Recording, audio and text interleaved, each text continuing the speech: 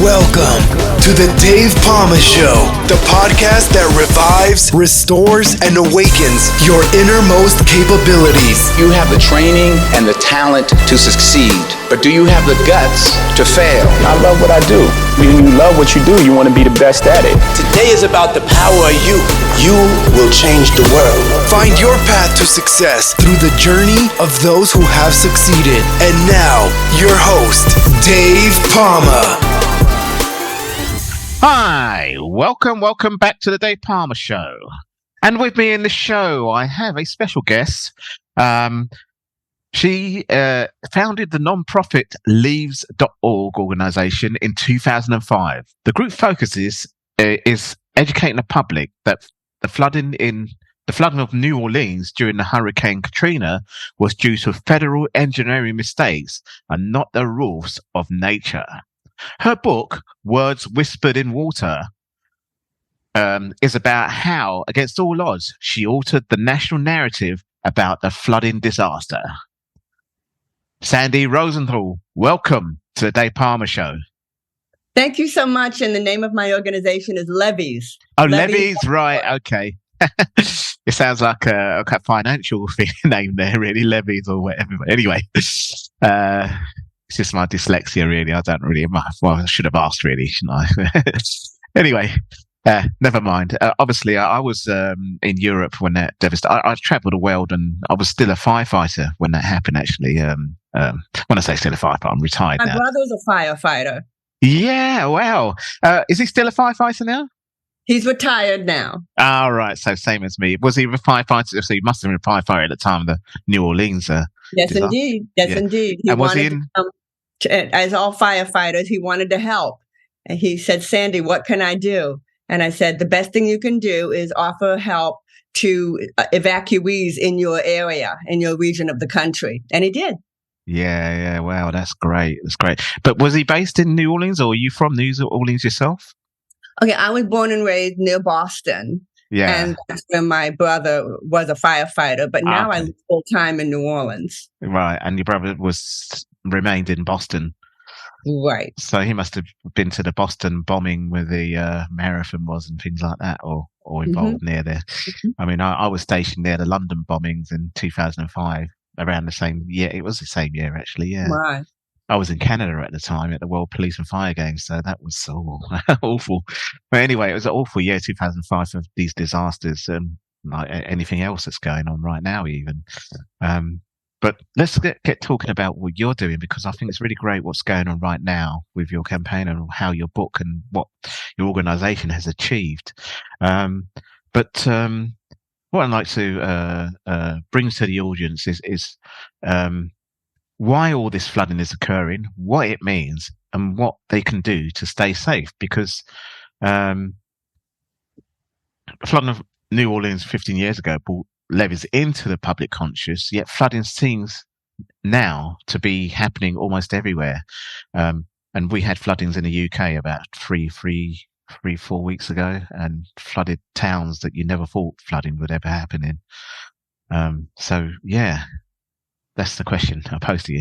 I'd be happy to address that question. The title of my book, Words Whispered in Water, the warning is always beware when you hear about flooding and mayhem being blamed on the weather or the wind, because human beings are always lurking behind those words.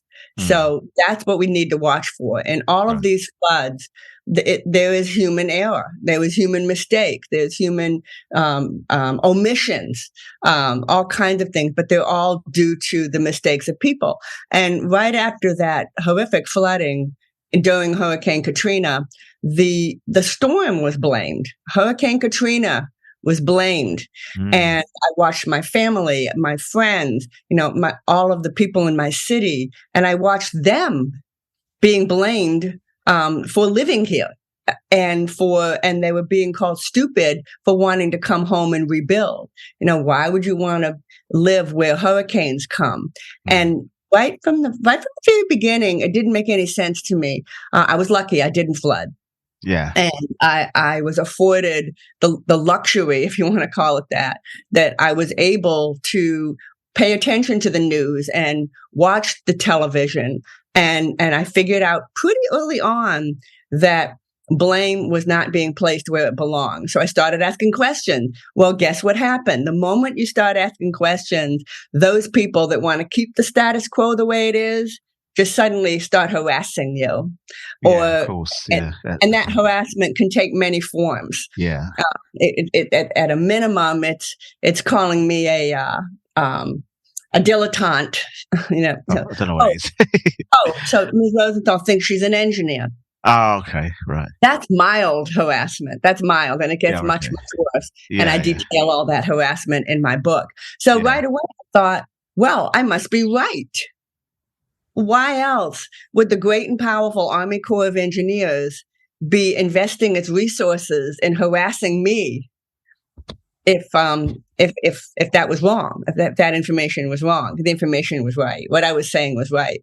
So, and as detailed in the book, one campaign after another, bit by bit, chip by chip, we eventually pulled back the curtain that, yes, the Army Corps of Engineers was responsible for the flooding of New Orleans, and not just the flooding of New Orleans, responsible for almost 1,400 deaths. So it wasn't a disaster. It was a catastrophe. If anybody were to ask, why did you invest so much of your time, really your life, to exposing this? That's my answer. This wasn't just another disaster. It was a catastrophe, bona fide. Yeah, absolutely. I know there was a lot of disasters going on in the world around that time. I think it was the big tsunami happened in Asia as well at the same time. And I was dividing my time, I'm semi-retired, between there where that all happened and here, and they've managed to clear themselves out, especially Indonesia, where it even impacted there. Thailand was the worst, obviously. And Thailand was the worst. Yeah. And if you dig a little deeper, you find out that calls were made for a siren, a warning siren. They normally have them in the seas, and I think that some of those countries, they took them away because it affected the commercial shipping or something like that. So money always gets in the way, doesn't it? It's really? Always money. Always money. Always. And there always was somebody calling for safety. And there's always those two things. And they come out.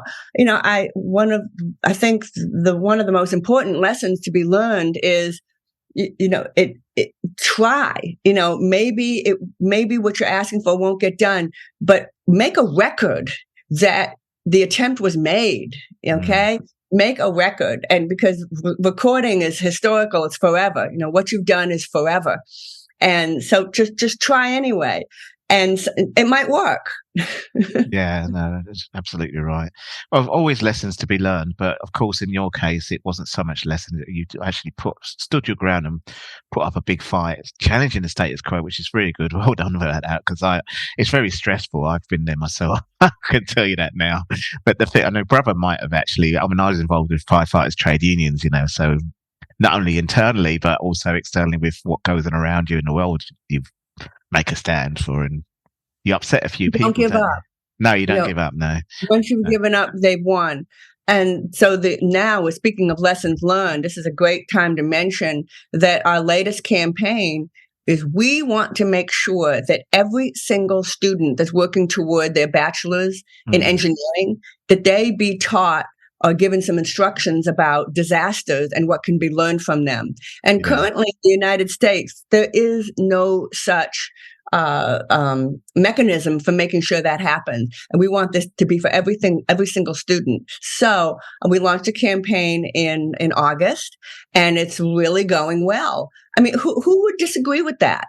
No, exactly. Absolutely. It is a great bipartisan, cross-cultural, everybody's for it. And I'll be honest, it's kind of fun to be leading a campaign that's popular, as opposed to trying to do something that you feel like you're pushing a wet noodle uphill. It's a lot more fun when something is popular across the board. The Associated Press even picked up a story about it, and it ran. Yeah, I saw that. Yeah. So anyway, it's after 18 years pushing wet noodles. It's kind of nice to be working on something that's actually developing momentum of its own. One of the observers of this campaign called it a great public safety campaign. I went, wow, that's brilliant. And so this is an example of how some things can kind of take off on their own. Fantastic. But I just to tell your listeners, not every good thing takes off on its own. Usually they take a lot of work. It's a lot of hard work, and you've done well single-handedly. Not single-handedly, obviously. You must have a little network of people behind you as well. It still feels like you're on your own sometimes when you get all that harassment and everything else. The world seems like it's against you, doesn't it? Really. So I'm just especially in the beginning. Especially in the beginning when you don't have that evidence or nothing. Not that big. Yeah, in the very exactly, beginning, yeah. and it's in the very beginning that I'm certain that a lot of people give up too soon. When the harassment comes, when the ridicule comes, and it's so confusing. Why is this happening to me? I'm just trying to speak out for the public good. And fortunately, there's also a lot of laws protecting people speaking out for the public good. Whistleblowing laws. Yeah. I've been there with the whistleblowing. I know exactly where you've been, and it's good anyway. It's good on you. And as I say, I've been one of those people like you that that it happens to. Unfortunately, it did. In which country? Oh, I'm in the UK, but UK and US has similar kind of. I mean, this is one of the most regulated countries in Europe. So there's regulations everywhere, but to actually challenge it, say, use the regulations for this. And I was actually doing some fire prevention work and in the fire department as well. And so obviously fire regulations telling people what to do, they obviously didn't like it. But obviously when you go in there with your ID and say, we're coming to just check your place, see if you're safe, they have to listen to you, it's like a warrant, but of course, when you whistleblow on your own as a civilian, if you like, that's really hard, isn't it, really? So as a trade union member, I did that. Not, as I say, not only in the fire department, but externally in the community as well. I admit that the day I got sent a letter threatening me with lawsuit if I didn't remove a YouTube video from YouTube, we had posted a video, we had posted a satire. And we were ordered to remove it, or they would take the necessary action, which is code for lawsuit. Right. And I admit that was scary. Yeah. But once I thought it through, and once I realized, wait a minute, this is we are exercising something called the right to free speech. I mean, the Second Amendment. Yeah, Second Amendment. Yeah, I've got a politics degree, and I did American politics as part of that. So, looking at the amendments, this is like a big part of it. I've got a good grades for that. Part of it. And I'm a citizen, so I realized, no, we are not going to back down. We're not going to pull our YouTube down, pull our video off of YouTube. And the press that the Army Corps of Engineers got because of that was, I mean, to this day, it's been 18 years, well, almost 17 years since that video went up. Everybody remembers that. Yeah. So the good news, I mean, I'm telling this news because it has a happy ending. I said the damage it does to the goodwill, the PR of the organization that's trying to shut a citizen up, the damage is incalculable, because a company's goodwill is literally priceless. A value cannot be put on it. Yeah. So there are a lot of tools in the toolbox of somebody trying to speak out for the public good. Yeah, and of course, a book can be one of the most powerful weapons you can put out there as well, without saying it in a horrible way. But writing a book. Remind me of the name of it again now. Let me just have a look at it. Words whispered in water. Yeah. So, tell us about that and how that sort of went, basically. That is why I wrote the book. Right, there we go. Just for the audio listeners, because I do have a lot of audio listeners as well, she's just pulled out her book, and you can run to the YouTube if you want, the YouTube channel, and have a look at the book cover. And it was released earlier this year, wasn't it? Actually, it was released in 2000, sorry. the middle of the pandemic. Well, not in the middle, right in the beginning of That's the right, pandemic. 2020, sorry, yeah. So I 2020. had to join the thousands of authors whose book was released right at the beginning of the because they pandemic. had time to write during it. No book launch for me, no book tour for me. I know. But what I consoled myself with a lot of things to console myself. One is I wasn't sick. And two, I wasn't alone. I mean, there were a lot of other people in the same boat as I was. This book, by the way, was designed by a local in the city of New Orleans. Right. Okay. A photograph from the nice cover, actually. It looks like it's 3D'd a bit, sort of thing. This one's damaged. Oh, is it? Oh, right. Funny, okay. It's a funny story. When, of course, I bought some copies for family and friends, and when they arrived, I opened up the first box. And 5 of the 20 were badly damaged, so badly damaged I can't give this away. I thought every box was probably damaged. Not a single other book was damaged. Just luck of the draw. The first box I opened, there was some damaged copies. But yeah, it is dinged. Yeah. But yes, I wrote the book. You're 100% right. After I'm gone, I've met my maker.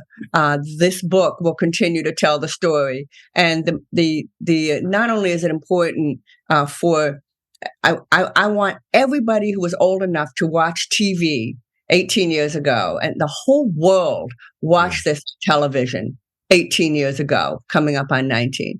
And I want to make sure that every single one of those people knows the real reason that people were standing on their roofs that day. So that's the number one. But also, I'm a nobody. I had no special training. I saw a problem and I set out to fix it. And so the second reason that I wrote the book is as an inspiration to other people, because there's problems going on in every community, in a community somewhere in the world every day. Exactly. Hopefully not every community, but no. I mean, being in the Philippines, as I say, because that's where where I was semi-retired to. I was working in the UK. Actually, we had a devastating fire in 2017 called Grenfell, which was due to. Again, it was another illegal engineering problem with cladding on the outside that just was like a chimney. So this very tall building just went up in flames within minutes, if you like. So everyone just couldn't get out because there was fire safety violations. I remember that. People was like poof. So I was going. I just retired near then, and I was doing the cladding around. Suddenly, other buildings, even around the world, cladding started. People started discovering illegal claddings that could do the same thing, and they started removing it. So I was doing the firewall work just as some firefighters was on off-duty firefighters I was working with, as well as retired firefighters, just protecting the buildings. My memory was the outside of like a facade of this building was flammable, and it just literally went poof. Is that my memory right? Exactly. Yeah. Pretty much. Yeah. It just fires don't behave in that way normally. It was an unprecedented situation and something that didn't happen. A worst fire since World War II, they described it as. Obviously, there's been worse incidents around the world since then, obviously, but for UK, that was a very huge thing, and it was in my local area where I worked as a firefighter as well. So, and I actually protected the community in that building afterwards as a fire warden that were affected by that fire. So. Would that disaster, could that be classified as an engineering planning? It's basically engineering. Yeah, I mean, basically the design of the actual cladding was the lethal, and it was illegal. And the thing is, they got away with criminal charges. Yeah, and obviously there was campaign groups similar to what you're doing, campaign groups to say, this and that. Of course, the firefighters usually get blamed for certain things as well, but that does happen. But so that was kind of like, if you look at the New Orleans situation, the scale of it is bigger in New Orleans. From what I remember, we're going to go back to obviously yours because we haven't got much time to talk about Grenfell. Obviously it's another. Even firefighters and police were given in their badges. That was so bad. I think from what I remember, is that right? Wow. Wow. No. Where you are in New Orleans in the actual flooding. Uh, Because from what I remember, the upper part of New Orleans was okay, but once you went lower, it's like you didn't stand a chance at all. New Orleans is very flat. Right. Oh, it is flat. Okay. Yeah. It's very flat. Yeah. Where I live is actually about 6 feet above sea level, Yeah. but about 50% of the city is below sea level. And Right. not like Holland. Holland can be 20 feet below sea level. Right. Yeah. But there are portions of the city that can be as much as 7 or 8 feet below sea level. Yeah. And so, but the area that flooded, it did not target any particular ethnicity or economic discriminate. It was an equal opportunity destroyer. Yeah. After the flooding, I received innumerable phone calls from organizations that wanted for me to say on record that poorer communities were sort of left out or forgotten, and I had to tell them. I said, I'm afraid, white rich communities were just as affected as black black homeowners, poor homeowners, just the same affected. Right. I can tell you that in the aftermath, it is harder for poor communities to rebound and come back. Right. And rebuild. It is harder. But in terms of the actual flooding, it was, an equal opportunity destroyer. Yeah. All kinds of families were destroyed. And like any community in the world, people tend to live near their relative. They tend to live near their sisters and their brothers and their mothers and their nieces, maybe not across the street, but certainly in the same community. And so that really hit people hard, because if you flooded, so did your mother and your brother and your sister. So where are you going to stay while you rebuild? Exactly, yeah. Well, I mean, as I say, I was in between the Philippines and the UK, and as I say, I was working in between, like Grenfell, and the floodings was very commonplace around certain islands, depending on where the typhoon hit. But it's one of the most natural disastered place in the world, and yes, you're right. I mean, they have very big families living together, and you just hear different stories. But I actually worked I volunteered for the Red Cross, Philippine Red Cross, so they get involved. They've actually got an amphibious boat, which means you can drive on the road, then it goes into the water, so for floodings and stuff like that. But yeah, no, I mean, that is exactly right. The families can get wiped out with these kind of disasters, and you never really think about it happening in countries like UK and US, do you? But it can be anywhere, and like you say, it doesn't discriminate, does it? Yeah, and one thing for sure, in New Orleans, had those levees been properly designed and built, you and I would never have met. The Hurricane Katrina would have been just a moderate rain, moderate wind hurricane, a moderately strong hurricane that I never would have heard the name Mayor Nagin. You never would have heard Mike Brown. You never would have heard of any of these people had those levees in New Orleans been properly built. And I just want to make sure that everybody knows that. Yeah. So basically, I gave the analogy of our disaster, which was cladding. So yours is levees. What happened after you got involved and made the change, before we actually move on to, obviously, towards the end of the show now, what's the public campaign you're doing now? After my organization, levee.org, put a lot of focus on the culprit, the designer and the builder of the levees. Yep. That really changed the way the Army Corps of Engineers does business. They used to be our way or the highway. I don't know if you've used that term in the UK. Motorway, we say. You do it the way we do, or get out. Yeah. And they've gotten much less like that. They're trying much harder to work with communities. They've found out that again, the PR hit and the goodwill hit that they took was devastating. And now I can pick up the phone and just yesterday, just last Friday, I picked up the phone. I picked up the phone and called the public affairs officer and made a request, and they said, "Sure, we'll get that for you." That wouldn't have happened right after the flooding, where I can just ask the Army Corps for help with something and they'll just do it.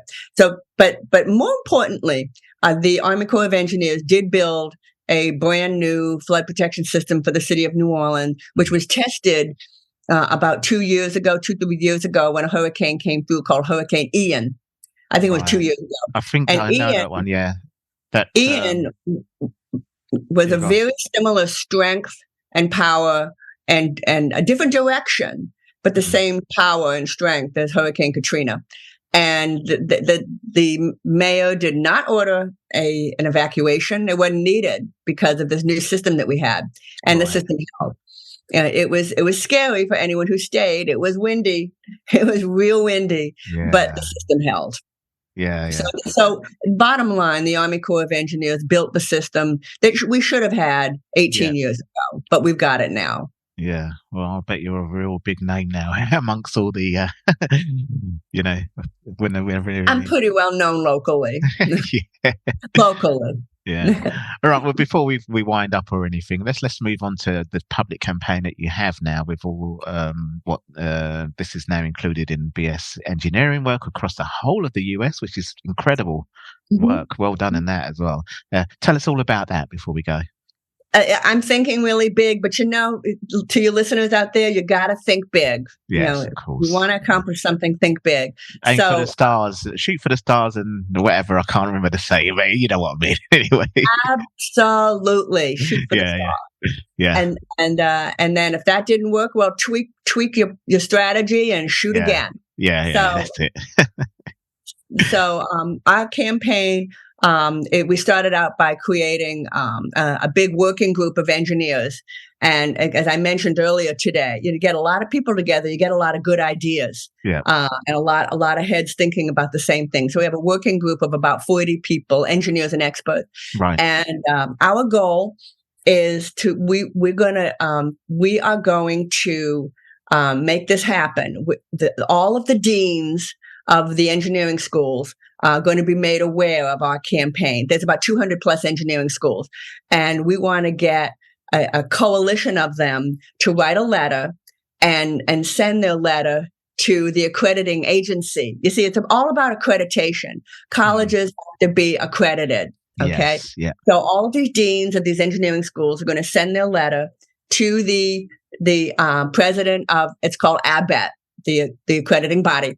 Yes. And that is going to say, engineering students need to receive instruction on engineering disasters. And it's going to be more than just the letter. This letter is going to have 3 appendices. One of the appendices is a list of thousands of people, experts and engineers nationwide, saying you need to do this.